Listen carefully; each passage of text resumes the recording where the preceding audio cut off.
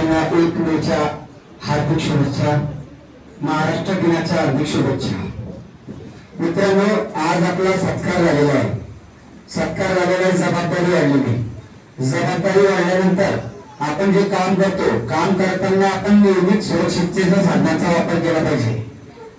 बऱ्याच वेळा आता बरेच जण बोलली होतं दबाव नसतो। आता आपल्याला माहिती लाईन बंद असल्यानंतर काय दबाव असतो, पॉलिटिकल लोकांचा काय दबाव असतो, कोणाचा काय दबाव असतो, प्रत्येकाला माहिती।